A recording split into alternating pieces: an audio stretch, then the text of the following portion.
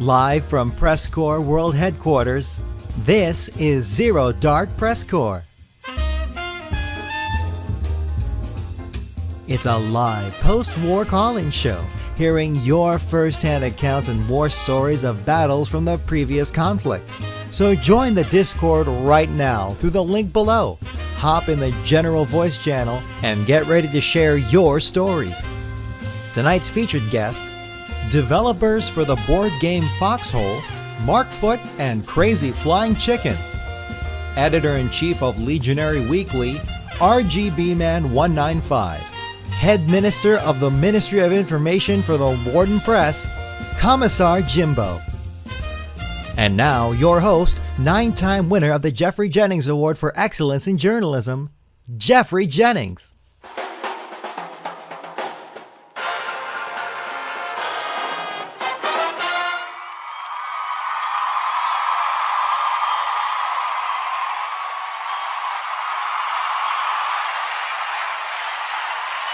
All right, this is fantastic. Thank you all. Thank you, fake applause, for all of your incredible support and enthusiasm. Welcome to the third episode of Zero Dark PressCorps, where we stay in character.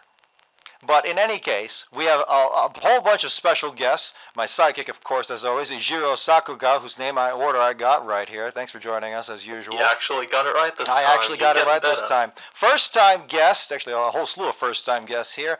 Editor-in-Chief of the Legionary Weekly broadcast, as well as Colonial Press newspaper, RGBman195. Thanks for joining us here in the studio. Thank you for having me. Oh boy, we also had slated here Commissar Jimbo. He may be drunkardly wandering around the studio hallways. I'm not sure. I can't really grab him.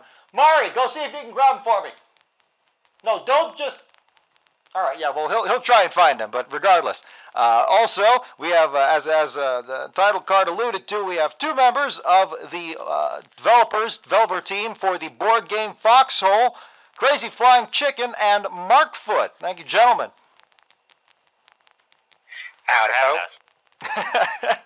I guess I should have done one at a time. KFC, you're the community manager, is that the correct title? Absolutely. Community manager for the board game Foxhole, the tabletop board game Foxhole. How are you this fine evening? I'm doing fantastic. And as I apologize in advance. I'm going to default to my southern accent because that's all I can really... That's all right. Just maintain character and you'll be fine. But in any case, also the Markfoot, what's your title here? What's your title? I should have worked this out beforehand, but traffic had other ideas. But Markfoot, what's your title? I don't have that much of a title. I just kind of run things around here. All right. Well, guy who run things around there, Markfoot. Thank you all for coming. Oh boy. Well, before we all take your calls, and trust me, there's a whole bunch of calls that were lining up. I think they hung up now, but we'll see in a bit. But we'll get to know a bit of our guests here. KFC, Markfoot, how has been the development of the game Foxhole, the tabletop board game Foxhole? It's been very long. It's been a very long process for us. We've been at it for, I can't even count, maybe 3 years now, in total, a bit longer. And it's just we're taking it like one day at a time. But it's each year brings a new set of challenges, and yeah, it's just been a very long process. I can imagine. So many years, just kind of in this early access period. How much of a climb has it been to try and get to 1.0? And I think we can confirm here tonight that the game will eventually reach a 1.0 release at some point in the next 50 years. Is that correct? Hopefully in 50 years. Okay. Yes. Okay. We'll keep our fingers crossed. That's a reasonable timeline. Every time we think that we're going to be nearing that, we realize that there's so much more that we want to add to the game, and it just keeps on getting pushed back further, and hopefully we can get it done in 50 years. Yeah, well, we'll see. KFC, now you're in a unique position here on the Foxhole dev team. You were not originally part of Clapfoot, Clapfoot being the name of the developers. That's correct, right, Clapfoot? Or is there a full name, or is it Clapfoot? Was it Clapfoot Inc.? Clapfoot Game. Clapfoot Games. There you go. And oh geez. Hold on. Who just stumbled into the Commissar? You can't just stumble into the studio like that. You know those doors have locks for a reason, He's just staring at us blankly. He might be drunk. He's definitely drunk. He's When is he absolutely not drunk. It was quite a hassle bringing him in here, you know. I had to help Mari. As a warden who sits start off, behind a desk all day, when is he not drunk? Allow me to say that the way you've introduced me is very disrespectful to my character. Okay, well, hold I on. am a respectable man who works respectfully within his trade. Ladies I and am gentlemen, not drunk. head commissariat of the Warden Pop. That's too long of a title. Commissar Jimbo, everybody. Thank you for joining us for the third time here. Maybe 3 times too many. We'll find out. But regardless, KFC, we'll get back to you real quick here. You didn't actually start off on the Clapfoot team. You kind of wandered in to the tabletop gaming here while trying to not get drafted into the military. But eventually you did join in as the community manager. What was that like when you were first approached? Well, it's similar to Commissar Jimbo here, stumbling into the studio. Kind of did the same thing. As little as a week ago, I stumbled into this here studio. I've been working for Clapfoot for about a year and a half now, but I've been doing a lot of just everything. I don't know. It's been I didn't really expect much coming into the community manager role. I was sort of doing a lot of that already, but. I don't know. Since the year and a half has rolled on by, I still find myself doing the community management stuff, but I also take on a great deal more, up and including things like the level design, and still similar to Commissar Jimbo, I just sort of stumble around, sort of pick up whatever. Pick up the pieces. Pretty much. Hey, Mark, real quick. Not counting your door opener, how many people work for Clapfoot? Full time, I would say 14. 14 people full time. Do you have interns? We don't have interns, but we have other companies that help us with running certain parts of the business outside of making the games. Like managing a business is a whole bunch of different things, right? Mm-hmm. And because we want to focus, everyone who's on the team full time wants to focus. We want them all to focus on working on the game. So we get as many outside contractors to help with all the boring stuff that has to get done around here, right? So like managing like our bookkeeping and things like that, things of that nature. Yeah. Not counting the hamsters. Yeah. You have a whole room dedicated to them. I would imagine.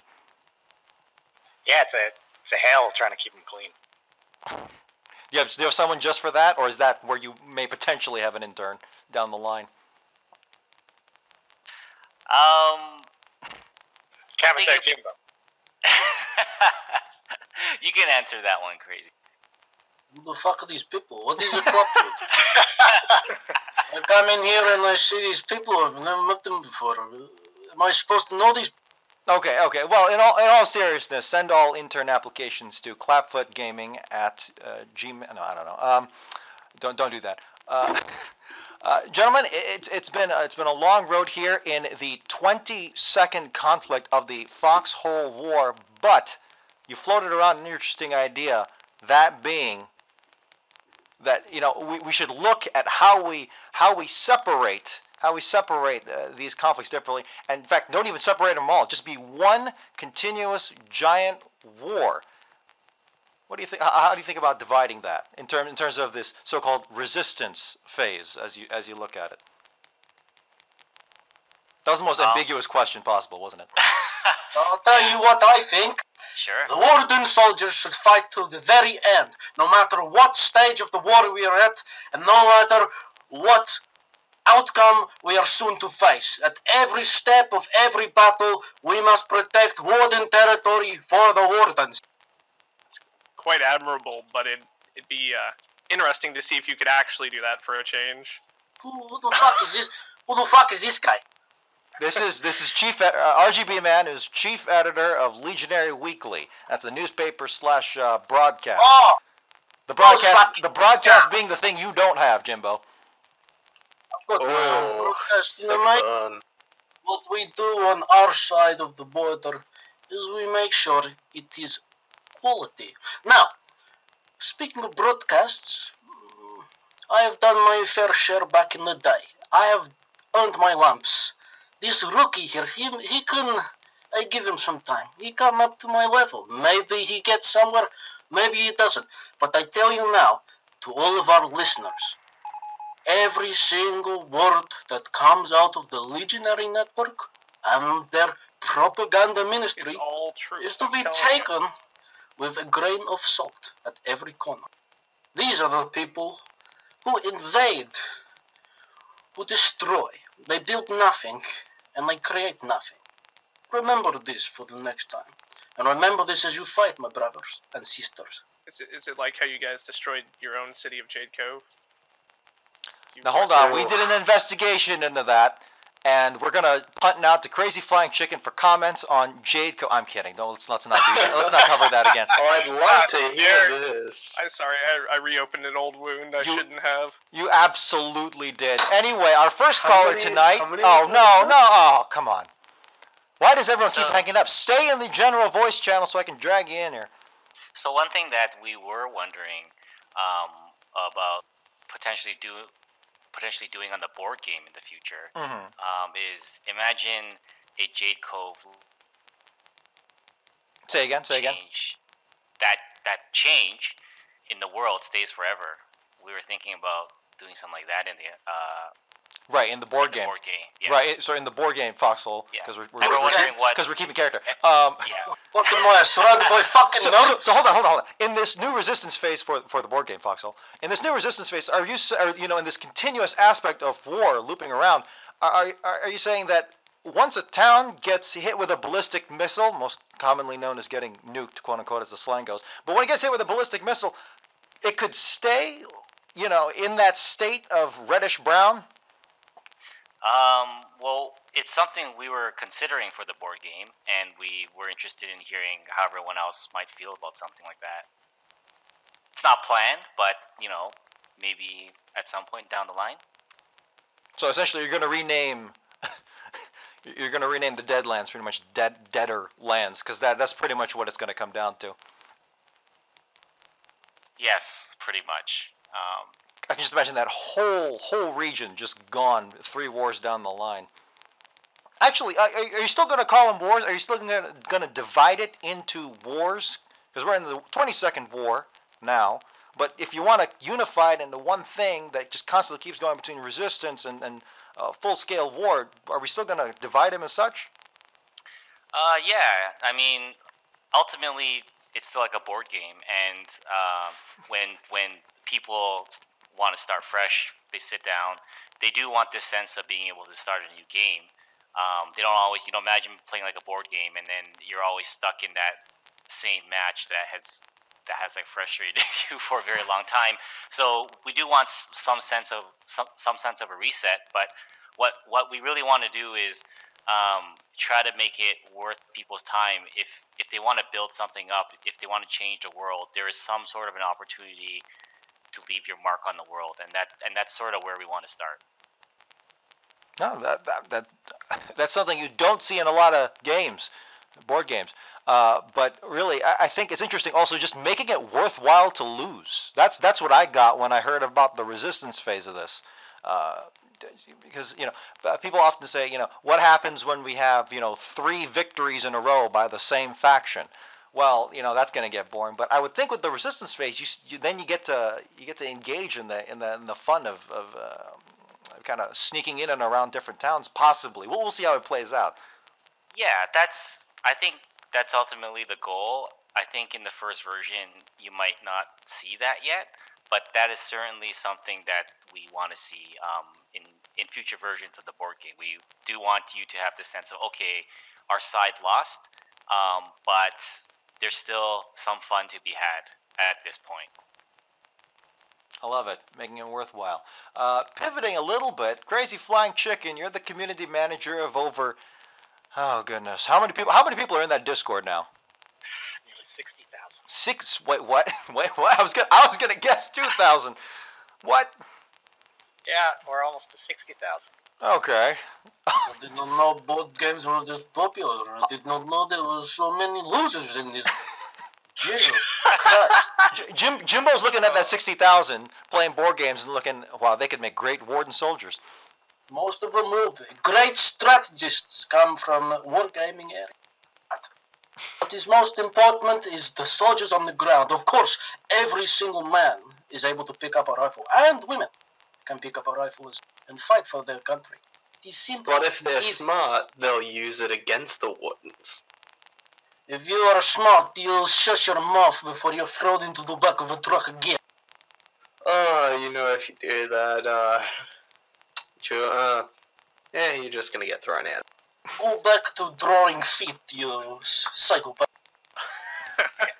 I'll be honest, though, I don't feel like I'm actually a community manager of 60,000 people. I feel like, to be honest, this is a community that kind of manages itself. That's true. We got Discord moderators, we got moderators, but I mean, like, I'd say less than 5% of the total population is at any interaction with them through like moderation at all. So I'd say for the most part, I mean, everybody's just kind of moderating themselves, managing themselves. So my job's pretty simple in that regard. Right. You can't police 60,000 people on a team of volunteers. That'd be too much. See, Jimbo, that's the desk job that you need. See, that's why we have commissars around. They help, mop up the bad ones. Yeah, Jimbo's of the completely different mindset. Jimbo, how many people have you shot today? How many people have you shot today?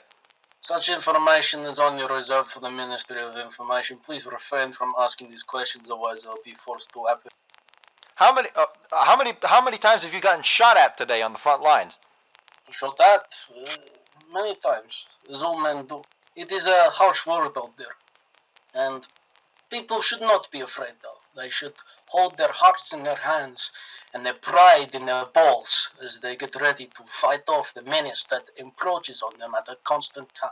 Because the second you allow them to breathe is the second you lose your homes, your families, and your liberties.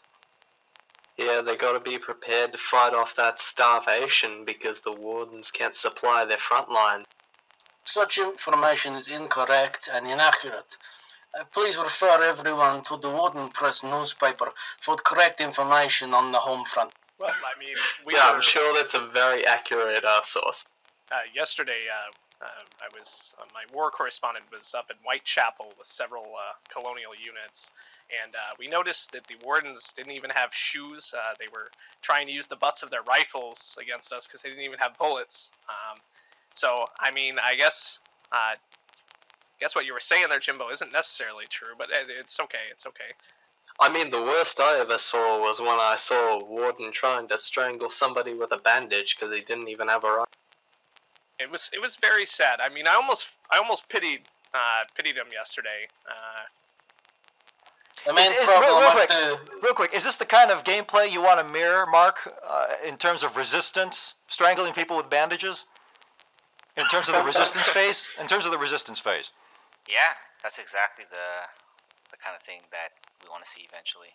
Wow. So when people, again, not to spoil anything, feel free to say no. I don't want to answer to any of this. But because the next war will start in the board game. The next war will start off fresh, no resistance, right? Yes. Gotcha. So yeah. Whereas skirmish was at the start of the war. Resistance is going to be at the end, so it's a little bit of a change there. I see. So then by the end of that war, the 23rd war, it'll then go into the resistance phase, and then how long will it take? Again, possibly spoiling something or asking too much, but how long will it take for a town to quote unquote rebel or rise up? Yeah, it's a very good question. Basically, in the first few hours of the resistance phase, there is a random chance that a town from a region will have an uprising, and it basically will be I don't want to get into too far much Of course. the details, but it's you can expect it to happen in the first few hours of the resistance phase, and then it will eventually stop. So it's not going to happen throughout the entire phase. It's just there to level the playing field at the start. And what we want to do in the future is, instead of having it be this random predetermined thing, we want players to be able to incite the rebellions themselves, and we want to give them tools to do that. But this is more like a brainstorm thing. Sure. It's not something that's planned, but we would rather have it that way. Yeah. And just a reminder, according to past statements, this resistance phase is only going to last 48 hours, and it's very bare bones right now. Almost a bit of a concept, because this is still an early access board game. Yes, that's right. Always want to keep those expectations in check. KFC, how many direct messages on Discord do you get a day? I don't count them anymore. When Discord just stops giving you a number and just says 9+, it's when it's just like forget. Oh jeez. Is that true? Like, oh god, yeah. All 9+? the time, every time I look at Discord, every time. I was about to say, everything is on the left. The server list, as well as the direct messages list of people pinging you with the red box there next to it. So then your server list must just go straight down every morning. Yeah, but honestly, I really like it. I actually really like getting pinged for stuff.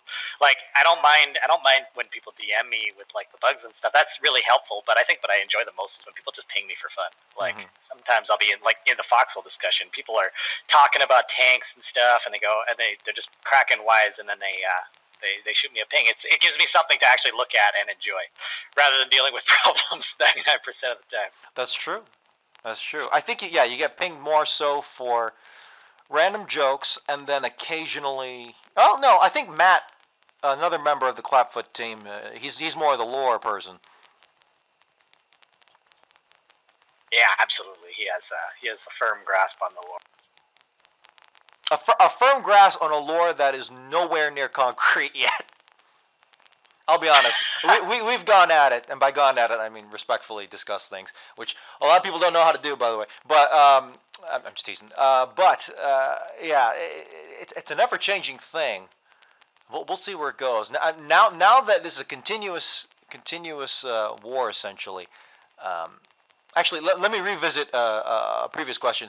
Are we still going to divide wars by number? So 23, 24, etc. Yes, I think for the time being, that's still going to stick around. But we hope to evolve that. I don't know. We'll see what happens, right? So much of it is within the first few hours of the resistance phase. We're going to have a lot of answers to a lot of questions that we have, and then we'll be able to make things better. Yeah, for sure. I mean, at least for history's sake, because I know our PressCorps historian Potato, shout out to him, but he's got a lot to sift through. If you've seen some of the documents and interviews he goes through, shout out to him. God bless you, Potato.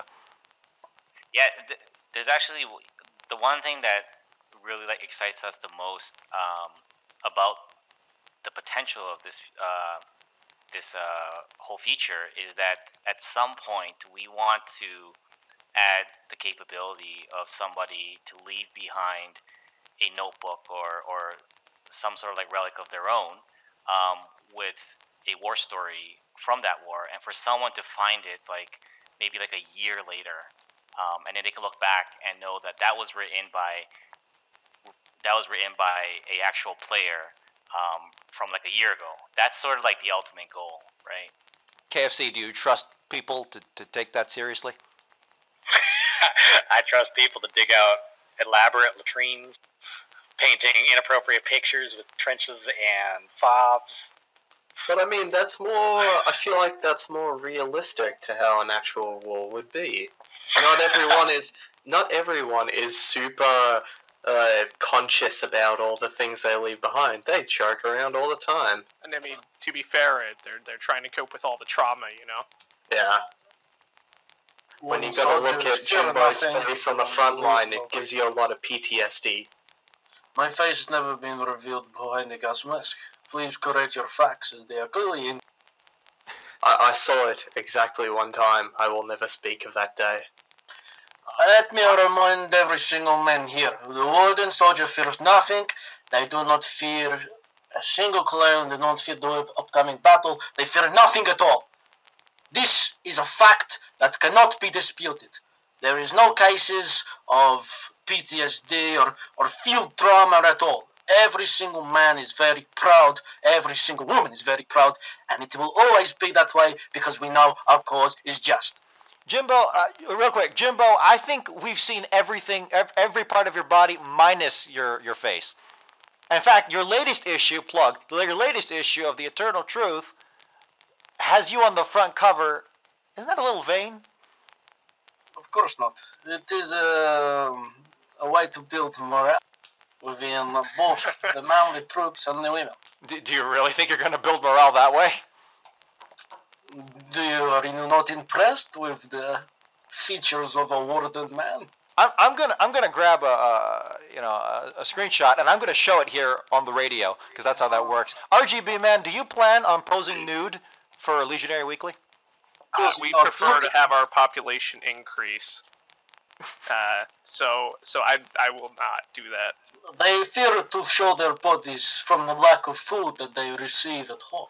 They are all skin and bones, and they have no muscles to their bodies. It is a disgusting sight. You should see some of the people that we have coming to our homes, begging for food, saying, the colonials, they treat us so bad. They beat us, they treat us like scum. These are the people that we fight for, to save. For our own people, and for the people oppressed all over the world.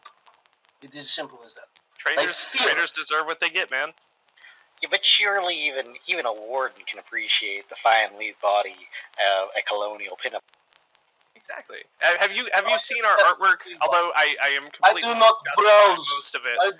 I do not browse these neurotic, disgusting publications that come from the colonials, as they're just completely filled with lies and debauchery and other sinful things that would ruin a real man's mind. Speaking of sinful things, I have on the screen here because we're on the radio. I have here on the screen the cover page of the latest issue of The Eternal Truth.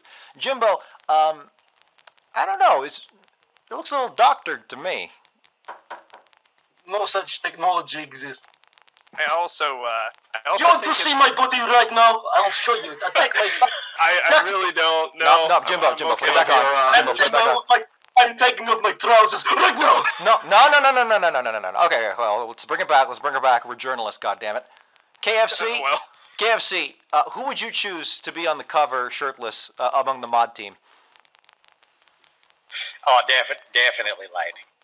I'm sorry. Say that again. Definitely Lightning. Lightning? Why do you say that? Why do you choose him?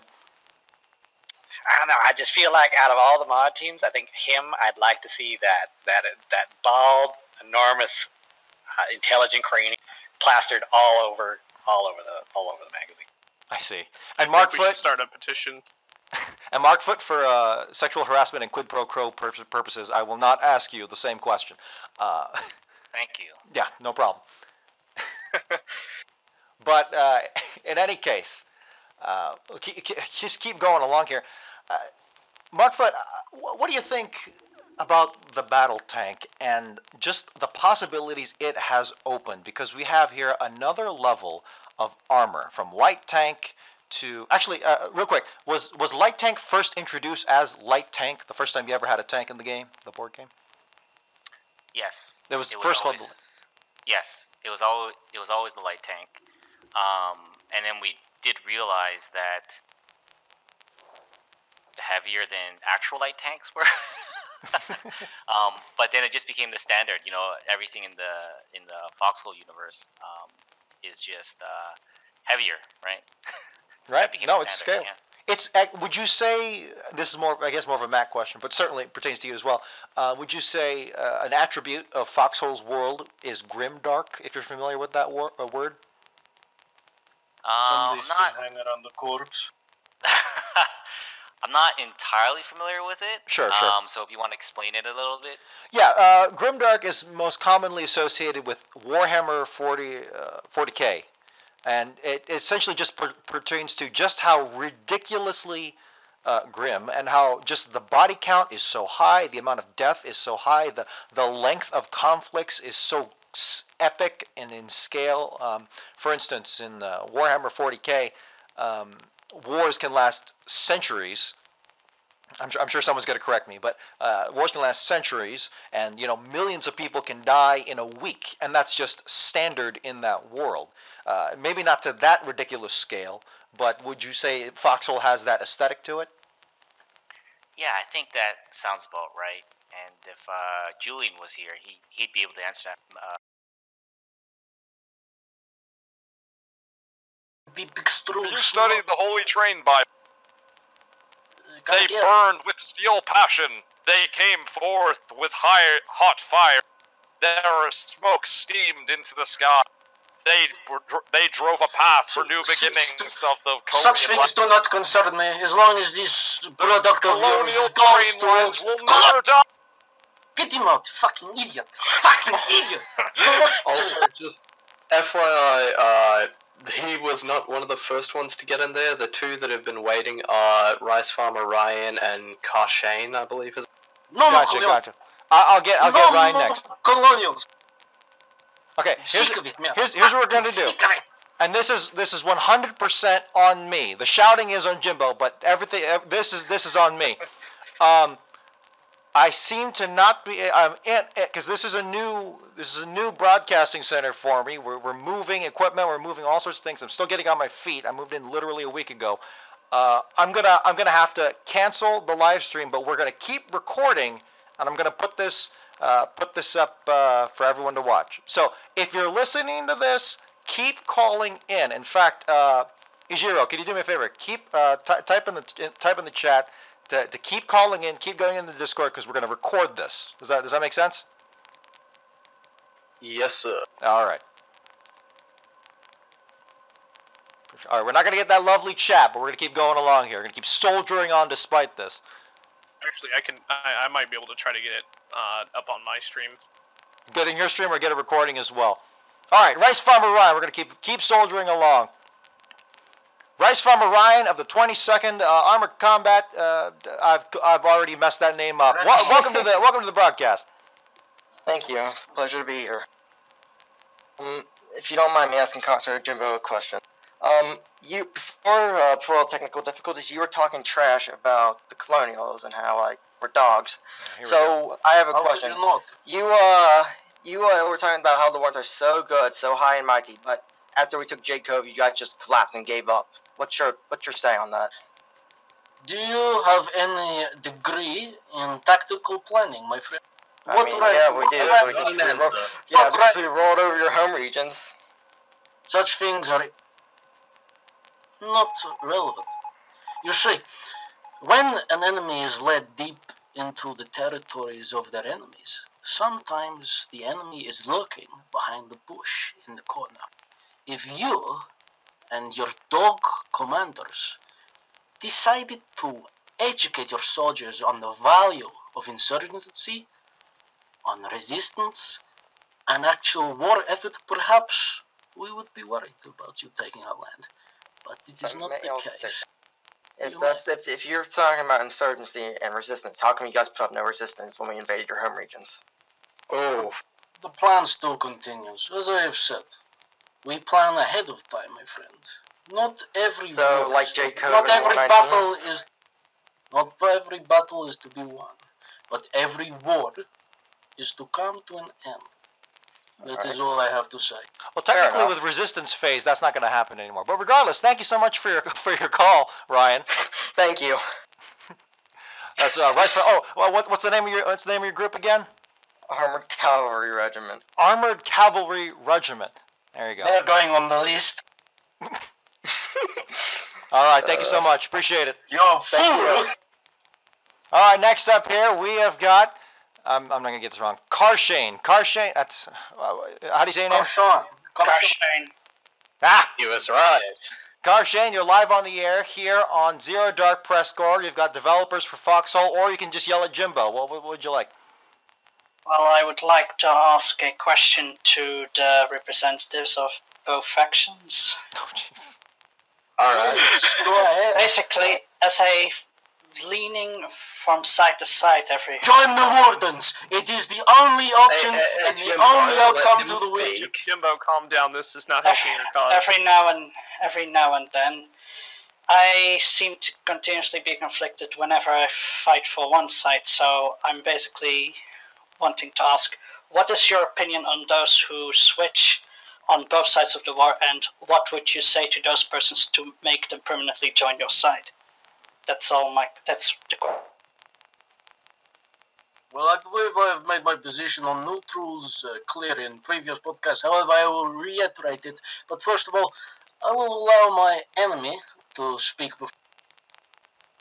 Oh, age before beauty, my friend. You go first. Stop. Okay, stop spitting all over my stuff. That's not helping the situation. All right. Speak, dog, before I speak for you. I thought you were going to launch it. He didn't launch it. You know what? Let's pivot. Actually, Mark, KFC, in terms of people being able to switch sides in the board game Foxhole, is that still going to be a feature? Do you plan at any point on removing that and giving more incentive to sticking to one side? The current plan is to not change that. Is not to not change the way that works. Yeah. No, yeah, that's fine. I sprung that on you. That's all good. Kharshain? Oh, I was going to say, I think I can answer his question Yeah, go for it. now after Jimbo's done spitting on me. I think really a lot of it comes down to just really kind of getting yourself involved with the different community. The Colonials have a lot of small clans. There's a few big ones, but there's a lot of small communities. Everybody ultimately works really well together. But most of it really does getting your foot in the door, kind of finding a small group that you can get along with. Because the Wardens do have a lot of large groups to work with, which isn't always a bad thing. But for some people, it's not their style. Some people really do prefer to work with small 6 to 7 man groups. It just really depends on your play style, and if you're really into wanting to play Foxhole, finding a community that really fits you is, I think, really what's important when it comes down to. But as for neutrals, I think most of us are pretty accepting as long as you're not taking advantage of your access and your abilities, and you're not really like trying to be a dirty cheater about it. I know at the press, most of us don't have a problem with it. I have a lot of people on our press that do offer content from both sides to kind of give us both a perspective. Do we talk about board game or actual war? I think they fused it once. I think they fused at this point. Yeah, I think it's for a board game, neutrals, they can do as they please. They jump back and forth if they cannot find a good place for them. In this board game, it's a game. I mean, do as you please. What make you happy? You do such thing. It is video board thingy game. I'd like to chime in there too, as well as one of the. No, hold on. KFC, go ahead. As one of the original conscientious objectors, I gotta say that playing both sides, it really opens your eyes to both perspectives. I mean, on the one hand, you got people like Commissar Jimbo here who exist on a very, very far end of the spectrum, but then on the other end, you end up just meeting a lot of new and interesting people, and just meeting them in itself is rewarding. I've never enjoyed the company of a colonial in my life. Join the Warden, it is the best. Well, if I'm being honest, we ultimately kind of have to accept neutrals as we're up there liberating the deprived people of Sevilla. So we're really ultimately willing to encourage, because there's no point in beating down the people that you're helping out, especially if we're going in to help them. So I mean, we have volunteers. I mean, obviously not our best troops come from the Heartlands, Westgate, and Umbral regions, but they are dedicated to the colonial cause, even though they have Warden blood. Hey, bro, what does asshole taste like? I've never tried it before, but you seem like a pro. Man, I love how he gave a really good, well thought out response, and that was the reply. I have better things to do with this time. If you don't know who I Deadlands Lana is, she is a highly regarded individual colonial press. She's done her research extensively into the Warden thought process. She's come back to realize Wardens have reptilian brains. It's confirmed. I've read that article. Okay, we're not gonna get into eugenics. Kharshain, I think we answered your question. Thank you so much for your time. We appreciate you coming on. Ijiro, who's next? It's gonna be Sikarii. Sikarii, you are live on the air here on Zero Dark PressCorps. You got a whole slew of people to ask questions to. Who are you gonna waste it on? Oh, I don't know. I'm sitting here firing howitzers, and then I'm suddenly being questioned. Well, you joined here, fool. You called us. Hang on. Who are you firing howitzers at? Finally, not the colonials. He is part of the artillery regiment, the 128th. He has a membership in Warden Press. I see his name before on our law. Well, then I'll need you to cease and desist for right away. That is an odd thing to request. Hey, Sikarii, I listened to him. He's the community manager for a board game community. So, I listened to him. I need you to find the fight club that's going on right now. I need you to set up a howitzer, and I need you to peg it from 150 meters.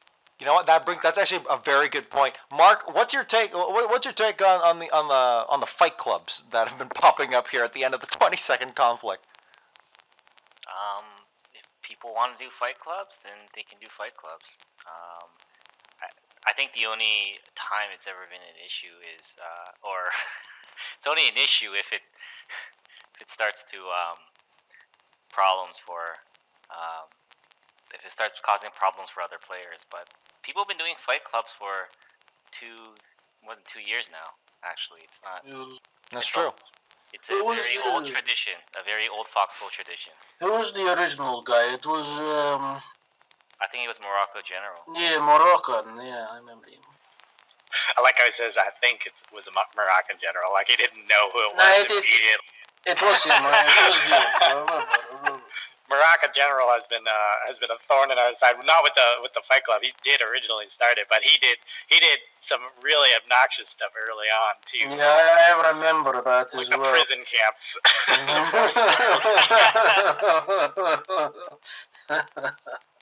Yes, I remember such thing from back in the day.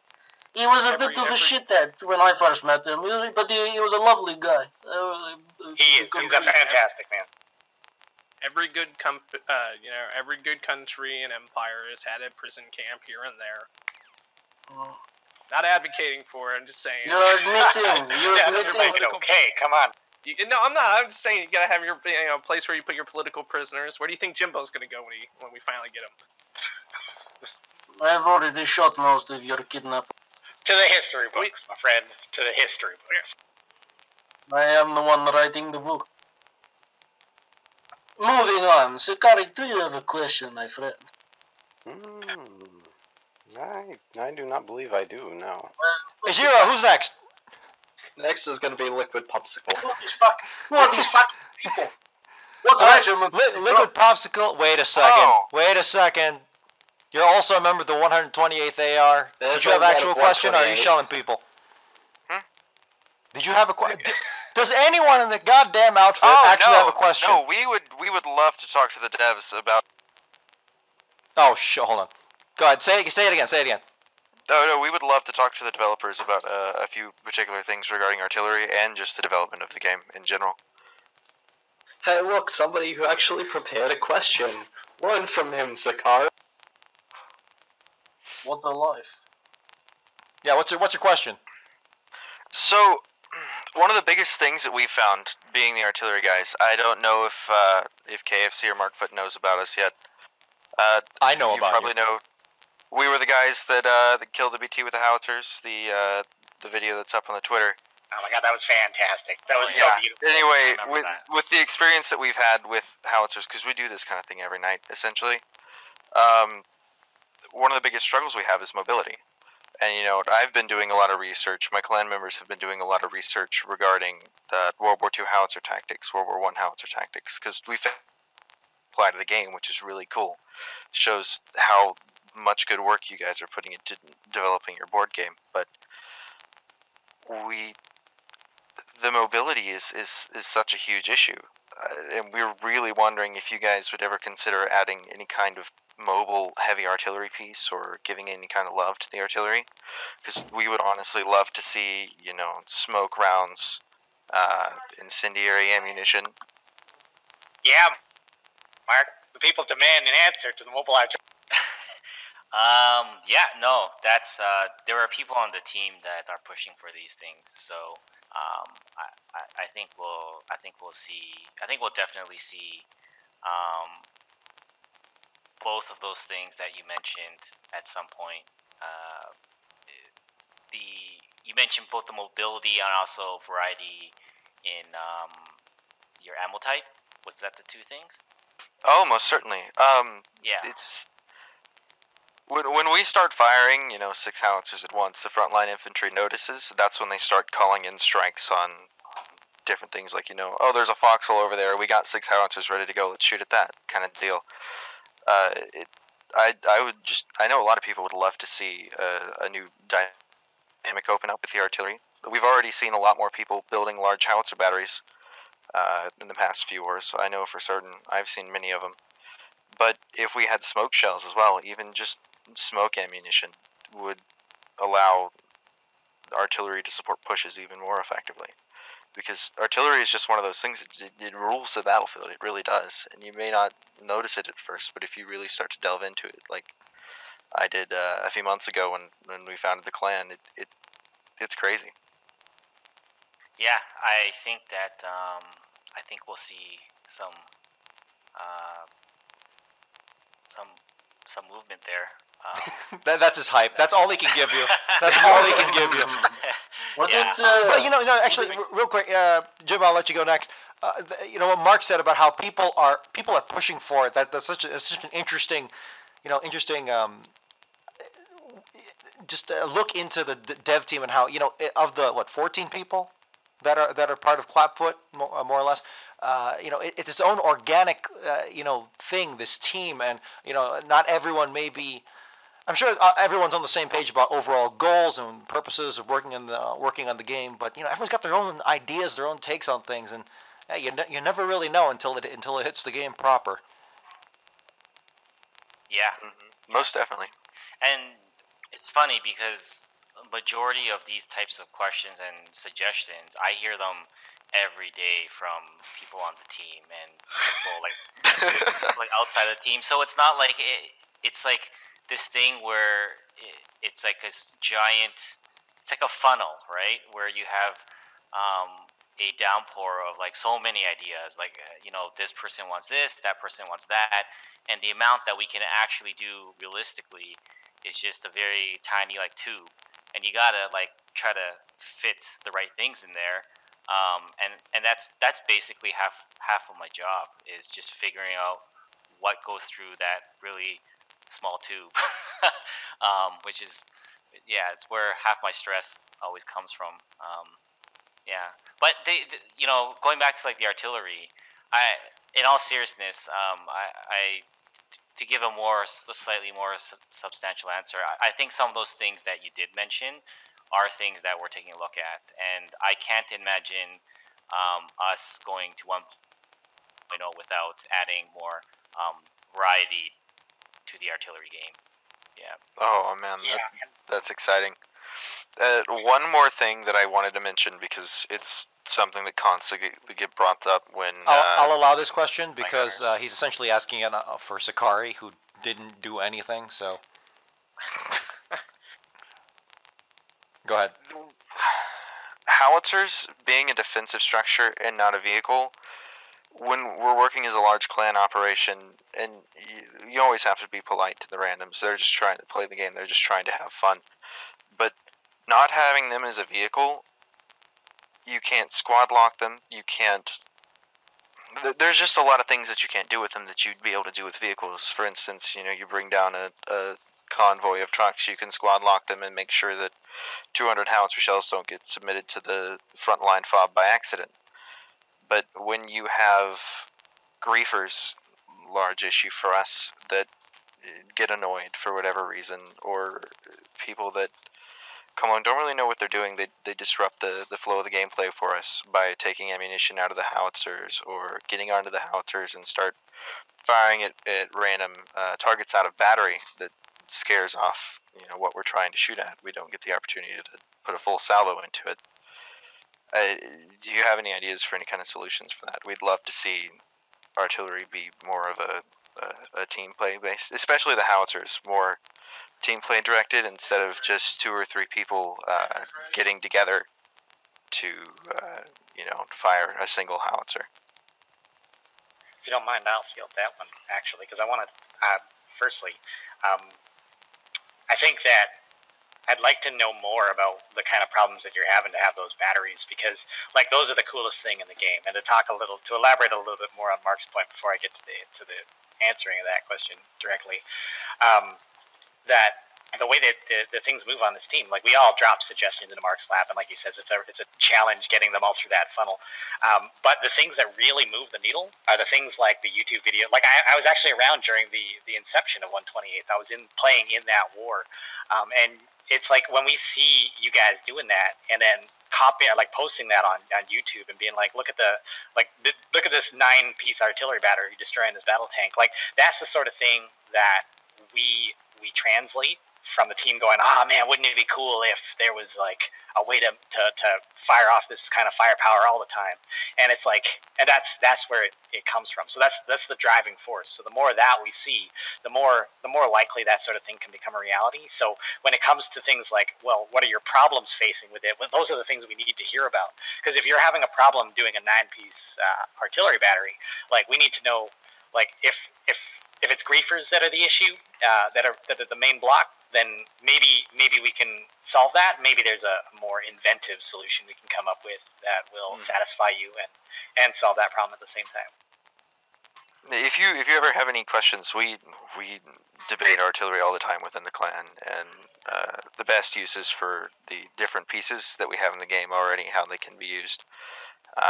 What we found distinctly with field artillery, it's 100% precise and accurate, so it's good for 1 or 2 maybe taking out a tank or 2, but you can't really use that late game artillery piece for anything else. In a lot of circumstances, you can take the same number of guys, take 5 guys to crew 2 field artillery pieces, and you can get 4 howitzers up and running with a dedicated spotter, and that will do much more damage with in terms of everything on the front line rather than the pinpoint precise fire.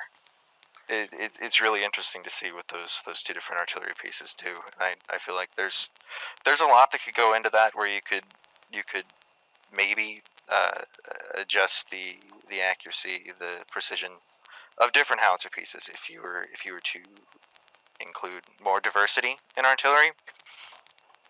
And if you have any questions about that, we would be more than happy to field all of our experience. I will, man.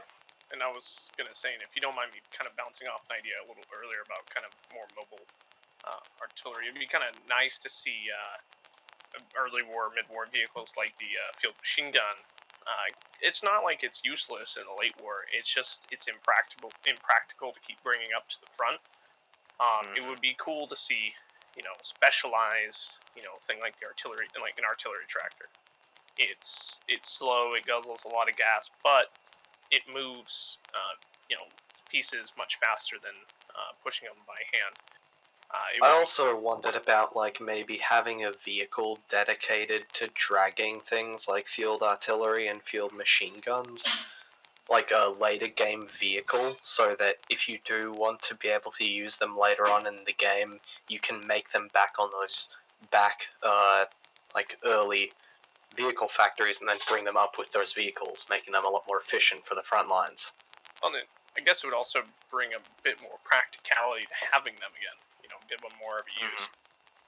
honestly, what I'd really love to see is, I honestly I love the idea of the heavy artillery piece that's stationary that blows pretty much everything out of the water in terms of firepower. It's a really really cool idea, but at the same time, I'd like to see some more mobile wheeled artillery pieces, like the different tiers of anti-tank guns, different levels of field artillery. You see like a small bunker busting gun, which is almost what our field artillery is now, up to like the large German 155 millimeter field howitzer that was pretty much the howitzer we have now on wheels. Yeah. And it took 5-6 guys just to move the thing. I'd love to see things like that go into the game, to where even 2 of them is just a massive logistical and manpower feat. I guess almost like relic vehicles in a way. Have them almost relic artillery. Like yeah, like relic artillery. Yeah. Oh wait, yeah. Aren't there, Mark? I think those assets have been seen in the game where you have like I think in the snowy regions. Oh, those. Right. You've got you've got the snowbound or the snow covered artillery. I know there's a very large stationary artillery piece right outside of Ward on the south side, halfway in between the graveyard at the entrance to Warden for the Colonials and the Liberation Point. Honestly, the first time we saw those, we thought we could use them, and we got really really excited. Yeah, Markfoot, loaded question. When are those going to be confirmed? I don't know. Tomorrow. Well, we will find out, right? Maybe one day you'll be able to use them. Maybe. But I was gonna say, Popsicle. I don't know. There was a dev blog a long time ago, or a few weeks back. There was some concept art, I think, done by you guys, if I'm not mistaken, of different vehicles. Like I think there was a half track with an AT gun. They were all concept art, of course, but if I'm not mistaken, there was something you guys did post, right? I'm sure there was. Anytime we find any kind of concept art for Foxhole that has anything to do with artillery, first thing you see that happens is it goes up in the media channel for all the clan members, and then as soon as it goes up there, everyone starts talking about it, and starts spitballing ideas and all that kind of stuff. Alrighty, folks, I gotta get going. The cattle gotta get back into their pens, and my lazy sheepdog ain't getting up unless I give him a good firm kick. So I'm gonna have to get going here pretty soon. That's okay. Consider listening, my friend. All right, I'll let other people ask questions. That was about all we had. Thank you so much for fielding our questions. It's honestly an honor to be able to ask this directly. Fantastic. This was fantastic. This was so much fun. So, like, if you guys ever want, if you ever want me back, just send me a message. I'll be happy to. Absolutely, Markfoot, are you gonna stay with us for a while longer? You're gonna also head out. No pressure. I actually have to probably head out now. No, of course, absolutely. Yeah. Thank you. You know what? We'll keep going. Because we got a lot of show to make up for after that break. I apologize for the break in live broadcasting, but we are recording this, and I can't wait to find out the recording has been corrupted. But regardless, I can't wait to do this again at some point with other members of the dev team, or just welcome you gentlemen back. Thank you so much that you're interacting with this community so well. I've said it before on various channels. I'll say it again. Clapfoot is the gold standard for indie development, and just how you've approached the whole process. So thank you. You're making me blush now. Thanks for having us. Thank you so much for being here. Yeah. Thank you guys for having us. No problem. So Jimbo, have you actually ever heard artillery outside, or? I was previously I never an heard artillery the officer. background. Say again, what? I was previously an artillery officer. Wait, tell me. So you're telling me now, aside from being a commissar, you're also an artillery officer? Well, it's very simple, because it means he gets to stay back in the cushy areas and not have to get in the line of fire. See, the rank structure does not begin at Commissar. A man must earn his place in the Wardens. It is the contest of the best men get to the best places. It is simple as that. I started off as a general infantry soldier, and I built up myself. as I everyone should. am gonna have to go here. I have personal business to attend to. But if you want to bring one of my officers in, you can differentiate them from the rest of the members. I see. Easily. Is your who's next? By all means. We're gonna pull in Storm here because he's from a different part of the 128th. Okay. Mm-hmm. Thank you so much, not Liquid. artillery, man. Thanks for calling in again. Storm SLW of the 128th once again. What's your question here for the gentleman? We apologize that unfortunately the developers did have to leave. So if you had a question for them, we'll be happy to confirm things on behalf of the developers. It was for them. I was curious if we're going to see the towns be specialized, so that kind of like back in the day, towns were specialized for certain production things. Like certain towns could only produce weapons and they couldn't produce radios. Shipping and handling. That was a great question. I was going to say. Something we'll make like a note and we'll ship the question to team developers. Well, I was going to say, I think we can kind of almost already answer that, because there's a lot of things discussed previously. And going forward, I mean, we already have towns that they're trying to kind of redo that create like special ammunition type. I think try to make certain towns specialized while still maintaining like this continuity of allowing players to make towns special. Yeah. Well, my thought process with it was, like, make this one town specialized. Don't give it anything. Just make it cheaper to upgrade it to that ability. Yeah, because you, RGB, you were alluding to how you could technically specialize because of the refinery and what it could refine. So there's that kind of basic, very simple specialization. But now you're talking just radios or just maybe... Well, not necessarily that. Just make Okay. it cheaper to get those specific things. Like, say, refineries, for example. You have, like, it costs 100 upgrade parts to upgrade it to get BMATs. We'll have one refinery somewhere in some town be, like, 50 upgrade parts to upgrade it to EMATs. That way, it's more likely to get the EMAT production. And only that town has that discount. Only that town. And have, like, one or maybe two on each map.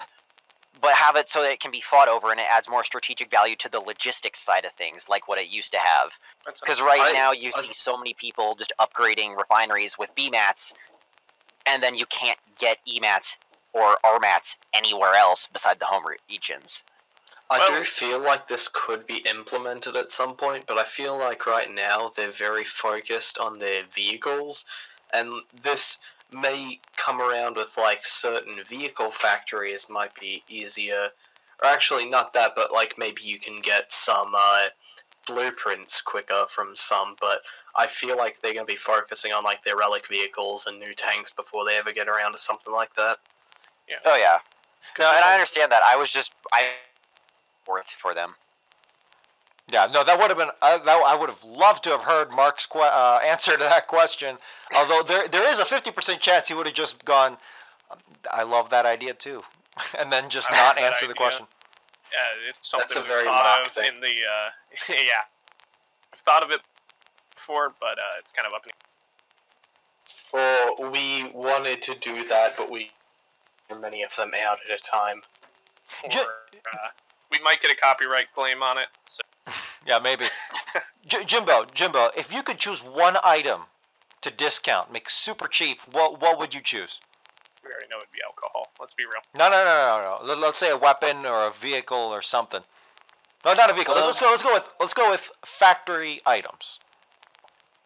My preferred weapon of rifle, I made a very special a new variant the Wardens were developing for civilian use. Did you say rifle? Did you say rifle? Storm rifle. Storm rifle, I see. Yeah. I approve of that. Very good weapon. Made by Wardens. The Warden firearm. Very good. Very skillfully made. Very well made. Does a good job. Kills many bad guys. That's a good point. That's a great point. Yeah. RGB, are the Colonials essentially infringing on the copyright of the Storm rifle? No, we've made some subtle changes. So so it's not quite the to same. avoid the copyright laws. Yeah, to avoid copyright laws. That the exists trigger between two mechanism- warring nations. Yeah. So the trigger mechanism has a different safety on it, so they're not exactly the same. So we actually don't have a safety button, and so we have two triggers, one for pew pew pew and one for pew. So we're really hoping that trigger discipline's taught at an infantry school. The terrible part is whenever you go to pew pew pew mode, for some reason your scope just stops working. Yeah, we've done away with scopes on most rifles. I was about to say, Jimbo, I think the scope just is another barrel, right? That now it just shoots its own bullets. So what do you guys do? Do you just like find crates from old fobs and dig up the storm rifle crates? Yeah, sometimes. One of our actually the most ideal colonial weapon of choice is the bayonet. It's very up close and personal. It's I discovered that the hard way.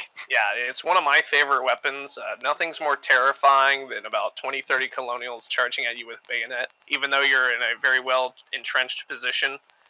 Most regular wardens or recruits will crack under the pressure. The only ones I've seen that have held their own is probably Anzac. 82 DK tends to retreat pretty far back, but the bayonet is definitely by far the colonial weapon of choice. Nothing's more exciting than skewing the innards of your enemies. Now you've given me information on which clan we need to do artillery support for.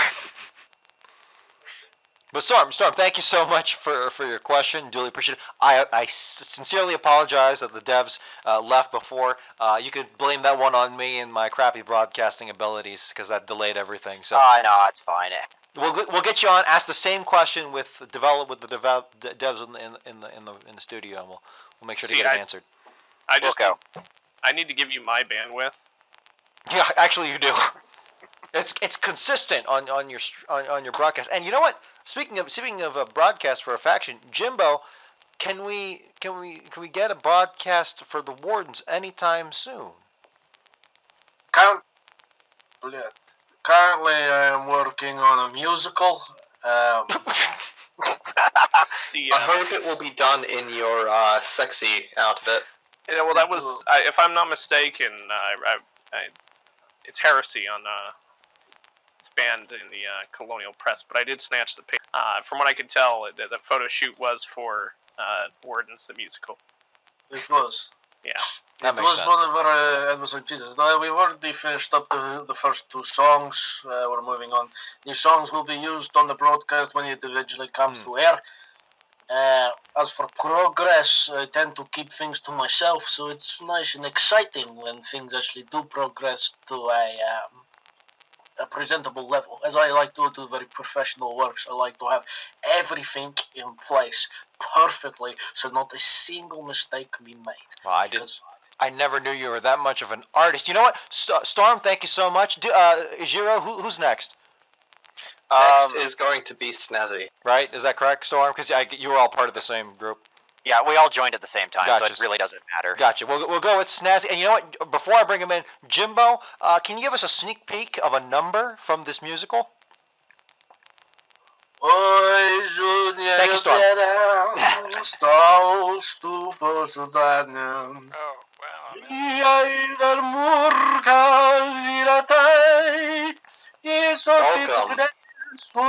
Keep going. Snazzy, did you have a question for the room? I'm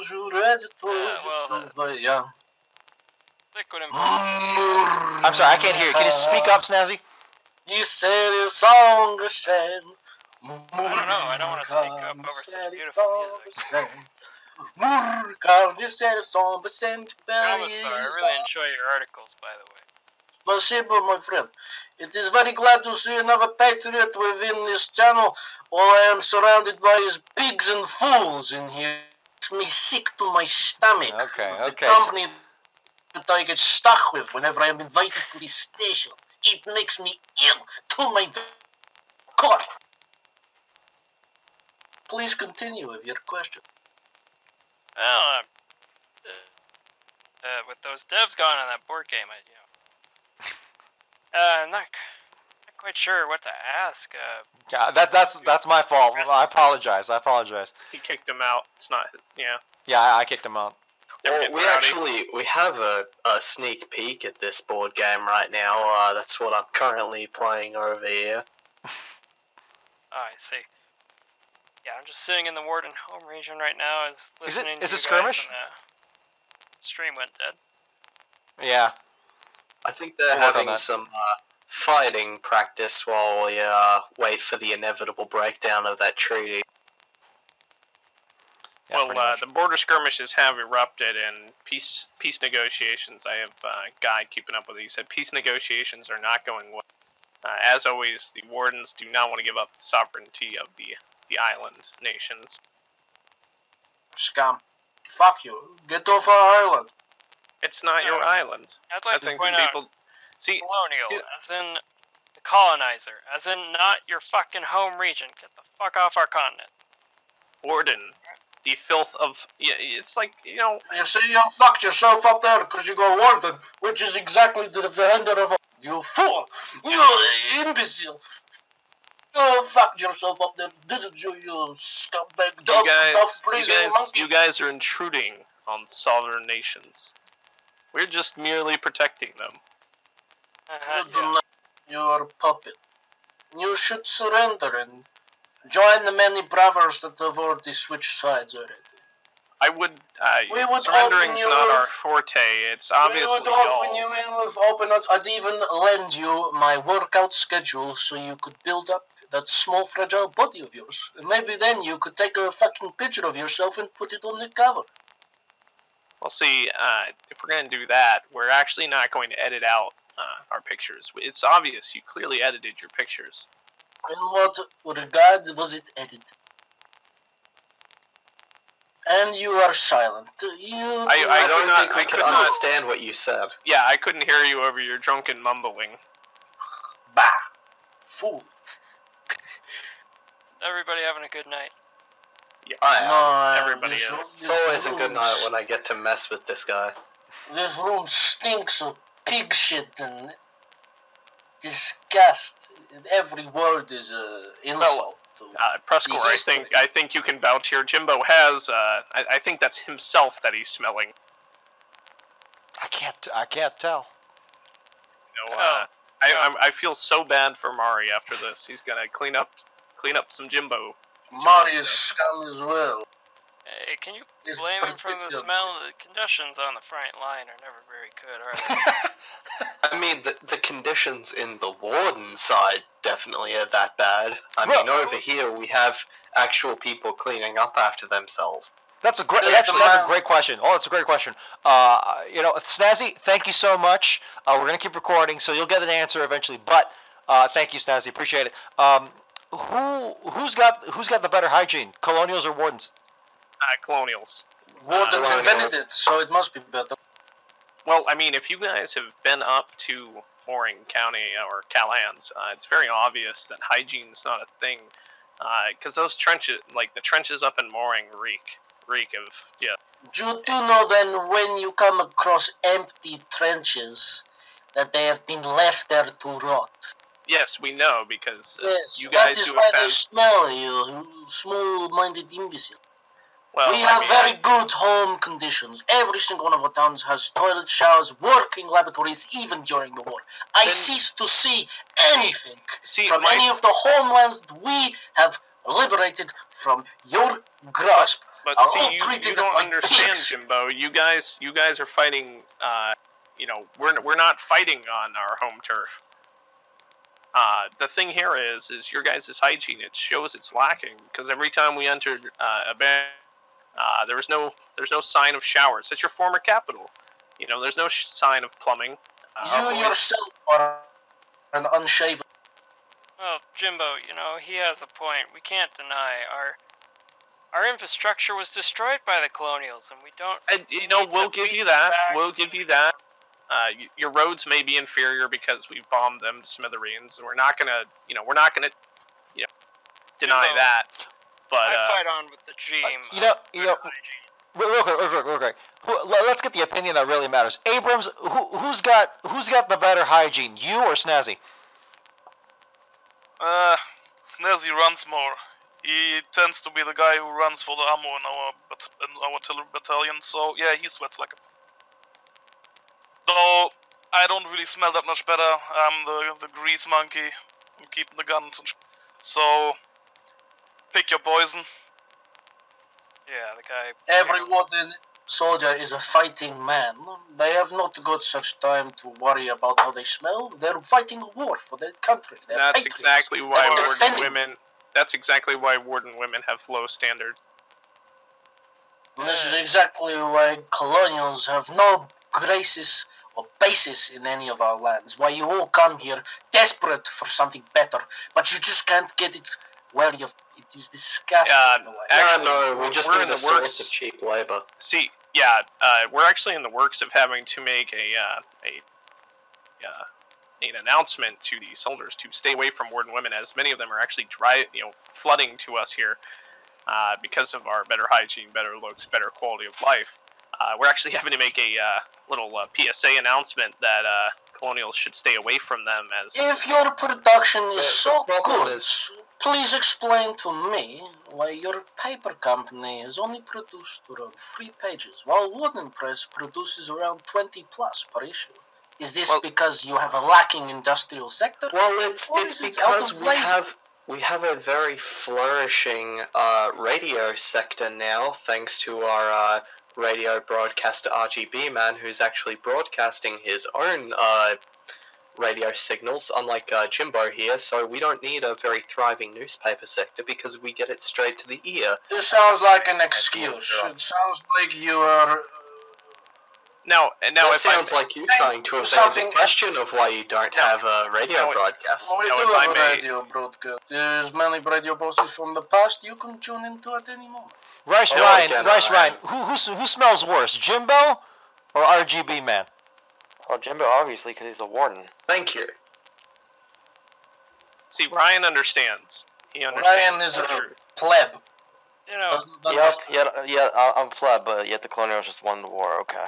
See, Jimbo, when it's quite ironic when you talk about production standards. See, a lot of your arguments kind of come to a contradiction, because you talk about equality of the warden man, but you're not afraid to throw away his life like scraps off your plate.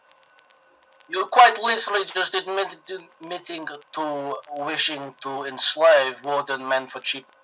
If you want to go onto the path of manpower and ethics, you have nothing to talk about. You dug your own grave. But you gotta understand the point of why we are fighting. Wardens are Neanderthal. You are here to conquer and enslave people. You dug your own grave. We're here to liberate and save wardens. And if that means by using labor, I mean, it's better life than what they're living up north. On that point, can I throw something in? You say people are fleeing to the south.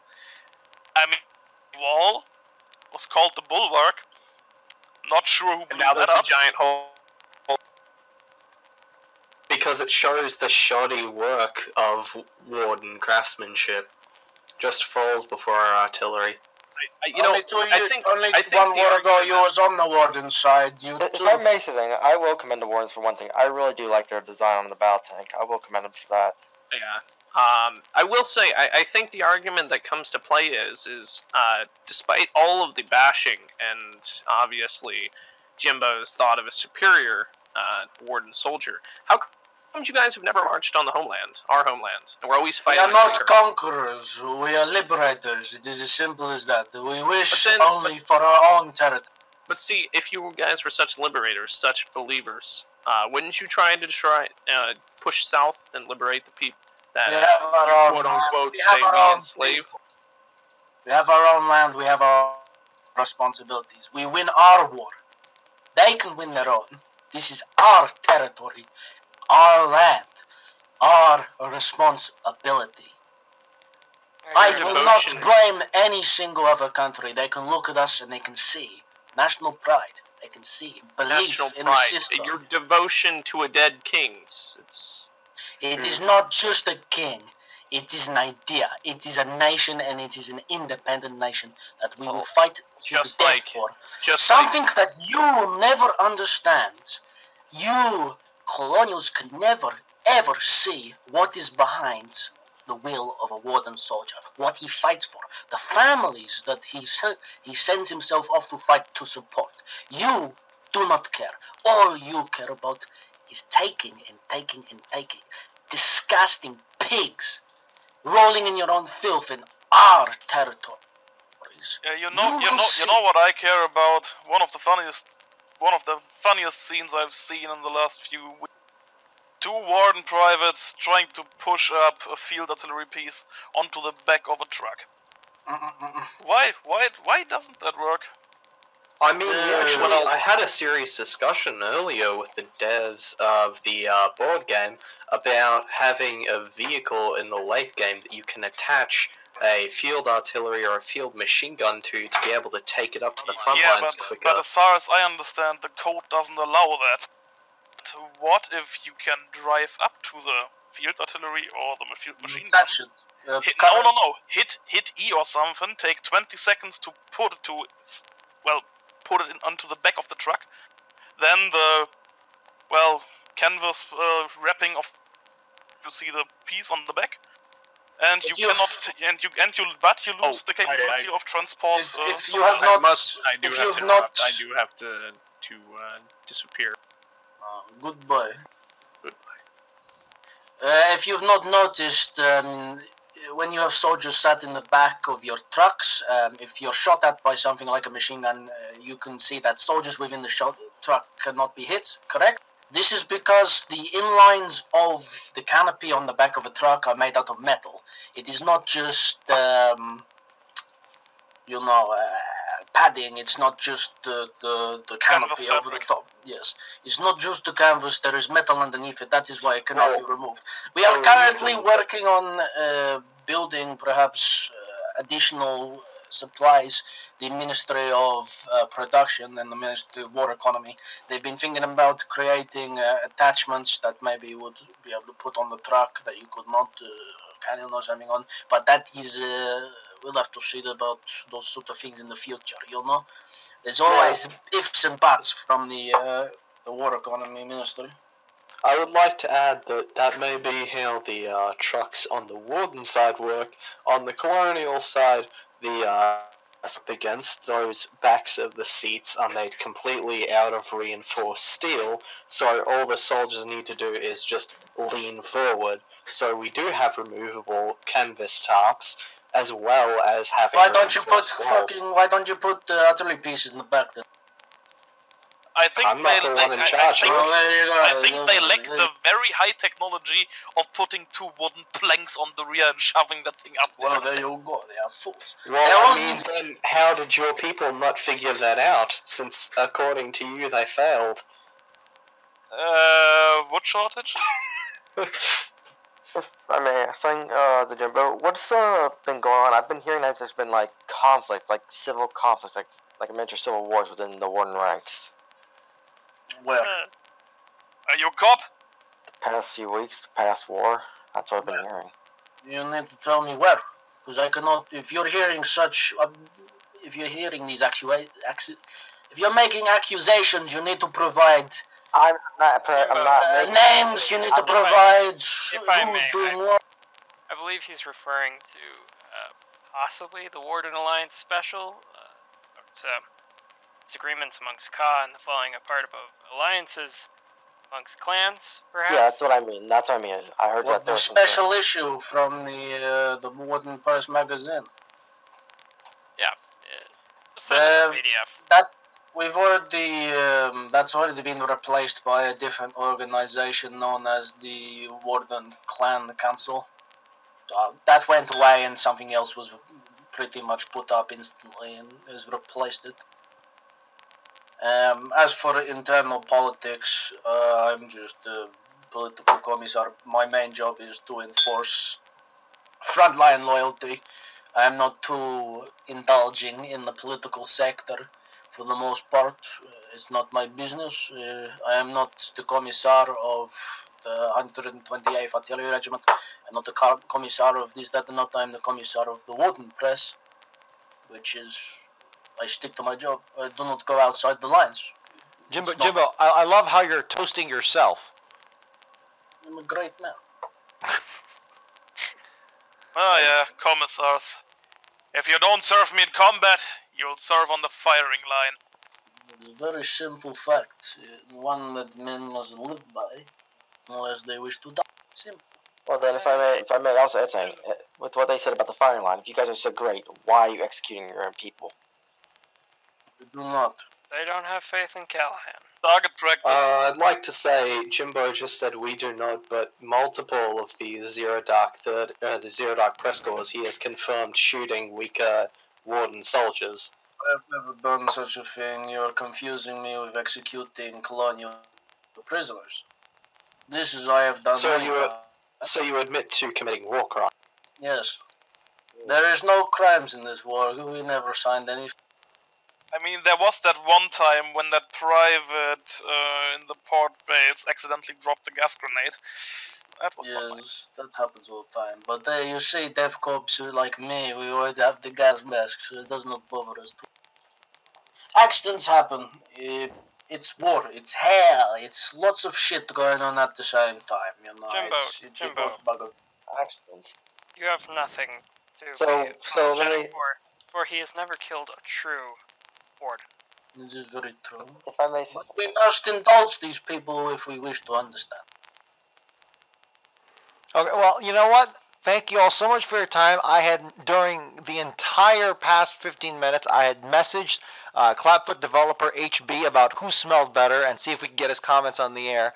Unfortunately, he has not responded, so the devs don't like interacting with the community, so that's just a fact. But anyway, thank you all so much to the developers from Clapfoot, Mark and KrazyFlyinChicken. Appreciate your time with us. Thank you to the head of our news agencies here, Commissar Jimbo of the Warden Press and RGB Man 195 of the Colonial Press, my faithful sidekick here, Jiro Sakuga, and the various callers that called in.